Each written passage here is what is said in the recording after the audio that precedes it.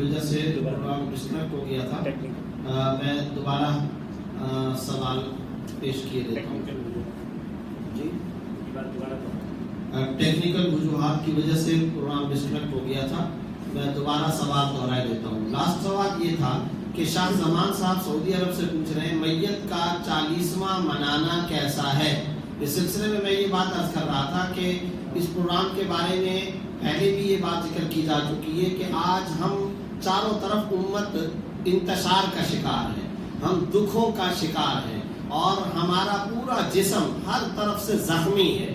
ہم عراق میں, سیریا میں, اراکان برما کے اندر کچھ افریقی ممالک سے یہ خبریں آ رہی کہ مسلمان ذبح کیا جا رہا ہے, مسلمان ٹوٹ پھوٹ کا شکار ہے. ہم بہت زیادہ دکھ اٹھائے ہوئے, اس لیے برائے کرم اس پروگرام کے اندر, اس پروگرام کے پیٹرن کے مطابق, اس کے مزاج کے مطابق امت کو جوڑنے والے سوالات کرنے چاہیے. ہم بہت بہت بہت زیادہ پہلے ٹوٹ پھوٹ کا اور صدموں کا شکار ہیں. بہرحال یہ سوال پوچھا گیا ہے تو میں اس کا قرآن و حدیث کی روح سے جواب دیے دیتا ہوں. سب سے پہلا میرا سوال آپ سے یہ ہے, کیا رسول اللہ صلی اللہ علیہ وسلم کے زمانے کے اندر لوگوں کا انتقال ہوتا تھا یا نہیں ہوتا تھا؟ لوگ مرے ہیں یا نہیں مرے؟ یہ پہلی بات سوچنے کی ہے. تو یقیناً لوگ مرے. ابتدائے آفرینش سے یہ سلسلہ چلا آ رہا ہے. آدم علیہ السلام سے توالد و تناسل کا سلسلہ چل رہا ہے. لوگ آ بھی رہے, مر بھی رہے, قبرستان بھی آباد ہو رہے, شہر بھی آباد ہو رہے, یہ سلسلہ چل رہا ہے. اب یہ بتائیے, رسول اللہ صلی اللہ علیہ وسلم کے زمانے میں جب کسی صحابی کا انتقال ہوا تو اس صحابی کے انتقال کے بعد بقیہ صحابہ کرام نے کیا کیا؟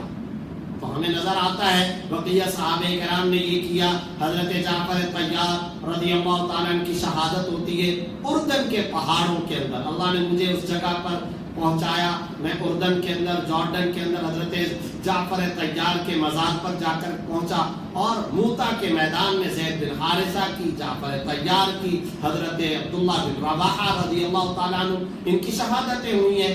قبریں بھی حضرات صحابہ کرام کی وہاں بنی. مدینہ طیبہ میں رسول اللہ صلی اللہ علیہ وسلم کو پتہ چلتا ہے, آپ صلی اللہ علیہ وسلم نے صحابہ کرام سے فرمایا اصنعوا لآل جعفر طعاما, جعفر کے گھر والوں کے لیے کھانا تیار کرو, اس لیے کہ جعفر والوں کے گھر میں وہ خبر پہنچی ہے جس سے وہ بہت غم زدہ ہیں.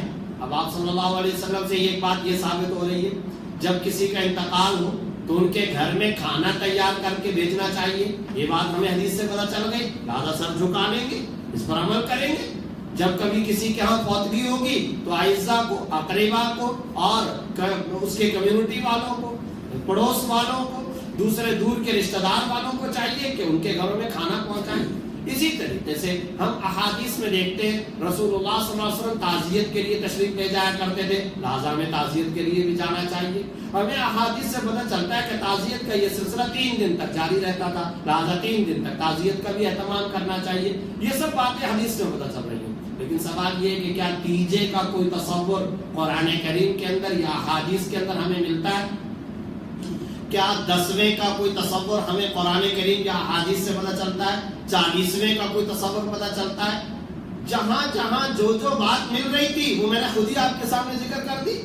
آپ اٹھائیے احادیث طیبہ کو, قرآن کریم کو. اگر آپ کو تیجے کا کوئی خاص تصور کہ تیجا ہوگا, سب لوگوں کو جمع کیا جائے گا اور سارے کے سارے ایک ہی جگہ بیٹھ کر کے قرآن خوانی کریں گے, یا ان کے لیے کھانے کا انتظام کیا جائے گا, یا 40ویں کو منایا جائے گا اور جب 40 دن پورے ہو جائیں گے تو رشتہ دار سارے جمع ہوں گے اور ایک فنکشن اور ایک تقریب ہوگی اور سب کو کھانا کھلایا, اگر احادیث میں موجود ہے شوق سے کیجیے, اور اگر نہیں ہے تو پھر کیوں میں اور آپ وہ کام کریں جو رسول اللہ صلی اللہ علیہ وسلم سے, خلفائے راشدین سے اور صحابہ کرام سے ثابت نہیں ہے.